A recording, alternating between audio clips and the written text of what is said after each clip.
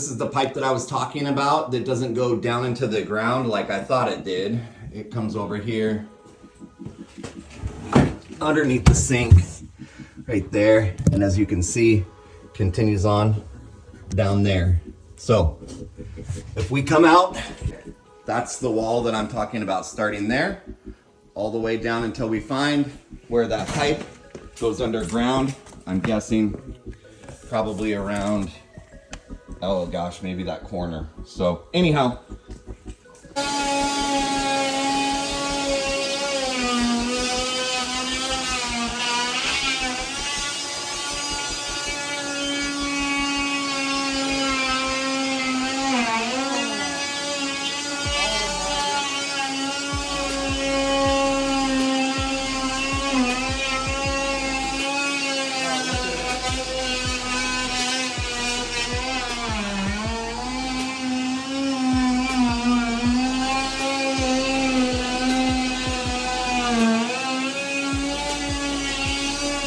exactly what we expected to find.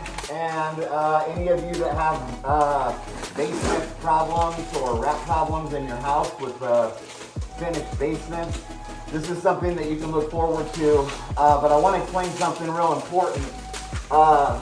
Just for cost saving, one of the things that we've done is we've cut exactly 2 feet up from the ground.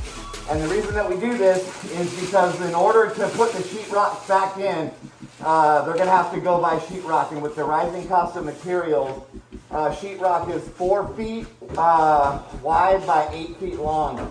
So a contractor is going to come in after us, and they can cut that 4-foot piece of sheetrock in half, and they can actually get 16 feet out of 1 piece of sheetrock for coverage. So this will basically cut their future reinstallation expenses almost in half. Anyhow, just another explanation of kind of what we're doing and how we do it. Thanks.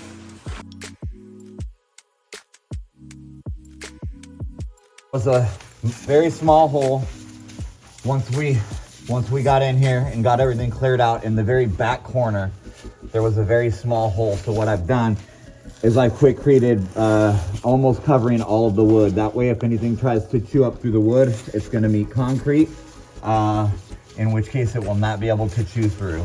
So the hole right here that is in the ground, we actually believe to be possibly a low point water drain, due to the fact that we've got all these foundation cracked repairs. So rather than fill that hole with concrete and potentially create a future flood, what we're doing is we're actually installing a piece of screen that we are going to actually screw into the wood.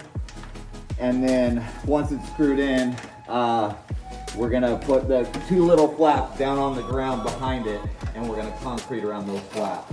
So he's almost got it fitted, and once it's fitted in place, we'll show you what it looks like. Right here that could be chewed out, so we're gonna fill that up with Quikrete real quick. Okay. All right. Okay, so here we are. We're doing the exclusion work. There's a corner back here. I've dropped some concrete down there. We're gonna smooth out to make sure that there's no hole in that corner. And then coming over here, there's this little section right here. That is completely hollow, so we're gonna actually put some Quikrete in there as well, to make sure. It ain't gonna look pretty, but it's a concrete seal that'll last forever. Your mama grabber? So what Noah's doing now is he actually has a grabber, one of those little handy grabs, and he's actually reaching up there for any last little remnants of, with contaminated insulation that he found. Noah, you're just outstanding, because if you had left that in there and they finished the wall back up, that's just a pheromone signature left behind for us to find. Noah's ripping out a piece of insulation in the wall. As you can see, actually, that is quite literally disgusting. Where's that dead body that you just found? Right. Oh, yeah, so another dead body. Okay, guys. So right now what Jarod's working on is he's trying to get this last little piece of wall right here. We're trying to salvage so we don't have to cut it out. And there's a whole bay of insulation. So we had to actually cut a very small hole in the wood. Oh, Jared, I can't believe you got that.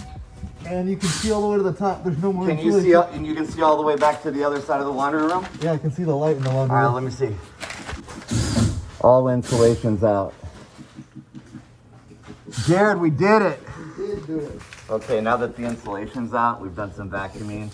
That is the hole that goes underground, guys, that we believe is the main access point.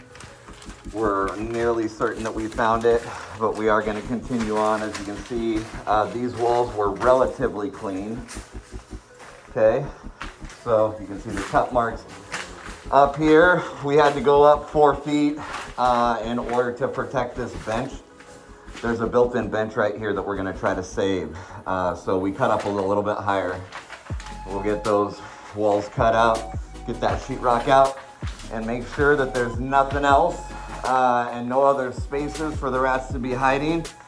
I've got Asher, my co-owner, Maddox, my youngest working son, and actually first time intern with Get Smart Rat Solutions this year. Jarod, my very first employee. Noah, my longest working son outside of Asher the owner. And this is the crew that will come save you. Yeah, that's a good one. All right. Noah. Yeah. What's it feel like to be solving a big problem like this? Awesome. This is like what I'm pulling out of here is just years of activity. That's just pure rat crap. There's so much.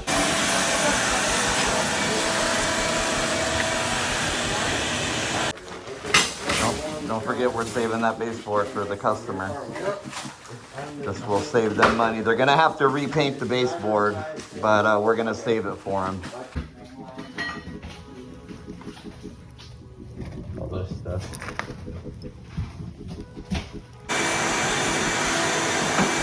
Okay, these are the baseboards that we salvaged so that the customer does not have to purchase new floor moldings when they reinstall the sheetrock. This is the crew at the end of the day. They're not moving as fast as they were earlier because, gosh, that was a big one. All right, guys, good job. There's all the bags. We did find, according to my guys, there's a total rat count of 7.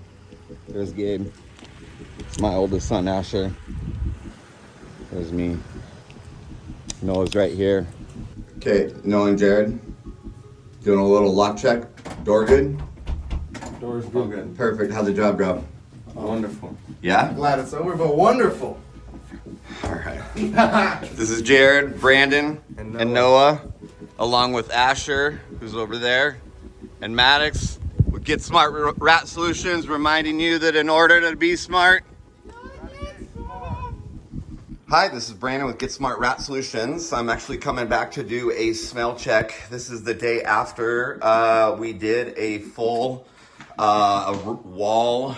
Well, we cut out half of the walls and an entire downstairs basement, as you can see, coming all the way over here.